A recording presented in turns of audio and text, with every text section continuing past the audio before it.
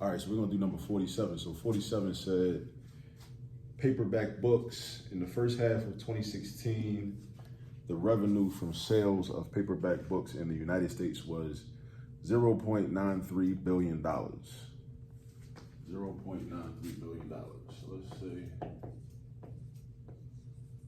B stands for billion.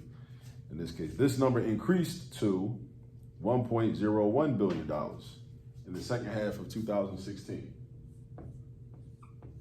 So we go from 0.93 billion to $1.01 billion in the second half of 2016. So first half revenue, second half revenue. That's not profit, that's just revenue. In order to get the profit, you gotta subtract the expenses from your revenue. What is the percent increase? So first off, let's talk about these numbers. So $0.93 billion $0.93 billion looks weird, because you usually don't see that. But just know that this means 930 million. 0.93 billion is 930 million. I could explain this using scientific notation in order to explain like why this is 930 million. But just think about it. If this zero was a 1, this would be 1 billion. So essentially 1/10, because this is the 10th place, 1/10 of a billion is 100 million. So this number tells you how many 100 millions you have. So if you have 900 millions, if 100 million is a thing, and then you have 9 of those, that's 900 million. And then the next place is the 10 millions place, right? So that means you got 3 10 millions. So you got 9 100 millions, and then you got 3 10 millions. So that's how we use place value for this. So we got $930 million. That's another way to think about this.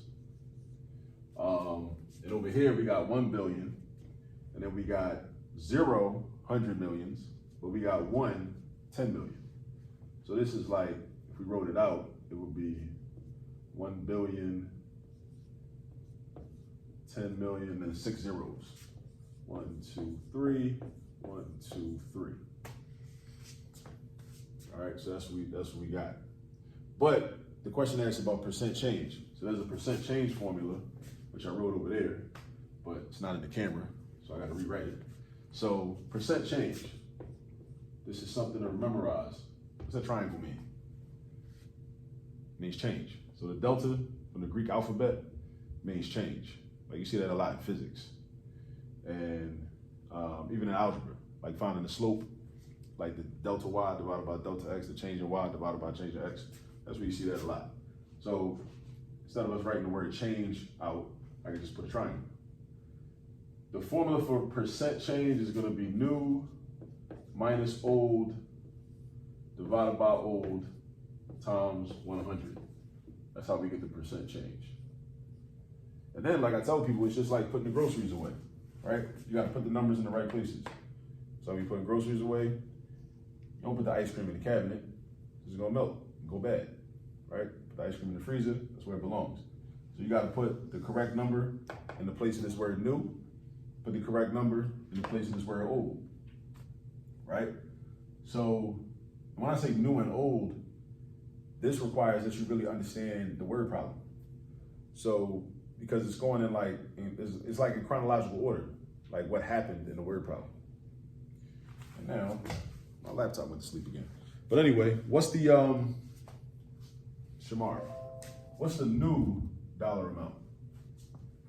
If this happened if this was the revenue in the first half of 2016, and this was the revenue in the second half of 2016, what's the new, what would you consider the new revenue? Right, because first half, second half. Second half is newer, so that's new, right? So we replace the word new with this number, 1.01B.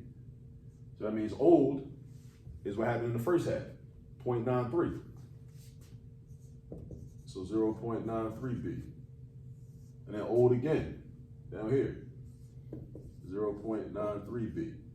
All right? Then we're gonna multiply that by 100. So what's gonna happen is we're going to basically just do the math. What's 1.01 minus 0.93?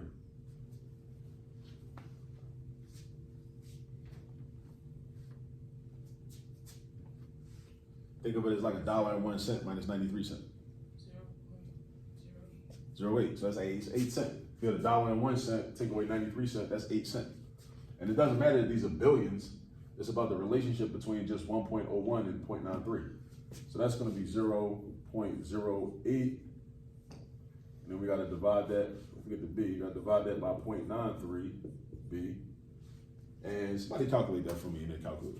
0.08 divided by 0.93.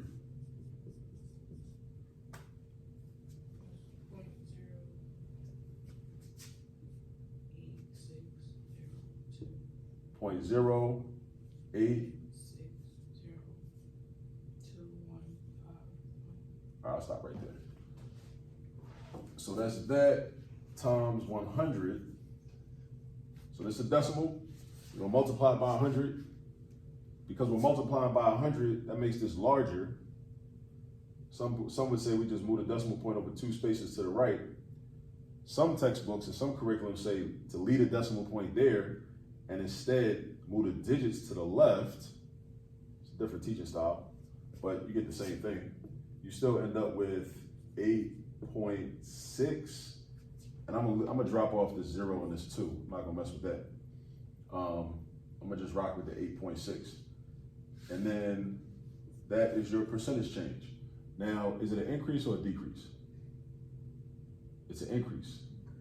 Because we already knew it was an increase because we went from 0.93 billion, 930 million to over 1 billion, right? But also with this formula, if you end up with a positive value, it's an increase. That's one of the things I like about this formula.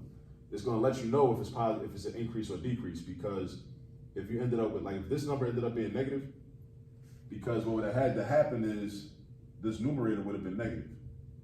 Because again, it's new, take away old. So if the revenue went down, then you'd be subtracting a bigger number. Like, let's say the revenue in the second half was like 0.85 billion. Then you would have been doing 0.85 billion minus 0.93 billion, which would have gave you a negative number in your numerator.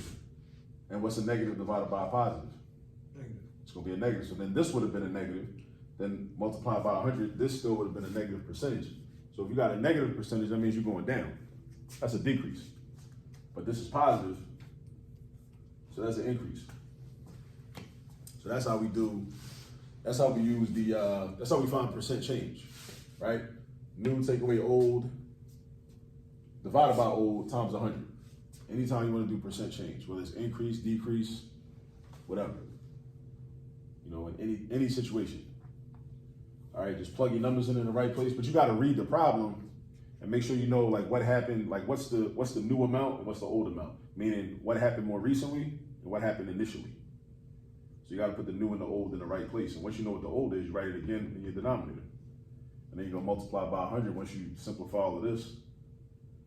Then you multiply by 100 like we did here, and we got 8.6 because we went 2 spaces over. I still move the decimal point. I like to move the decimal point. I don't know move the digits.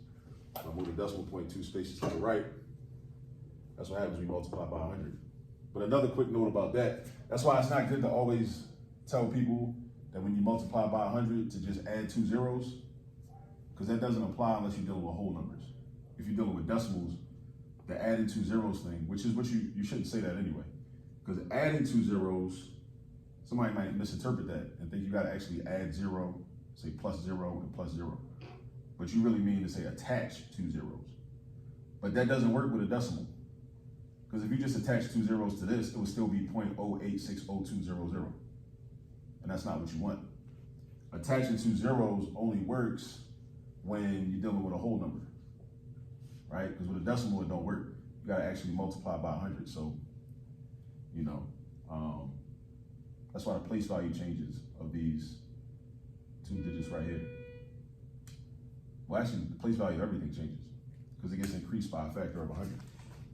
Any questions on that? All right, so now we're gonna look at the tip problems.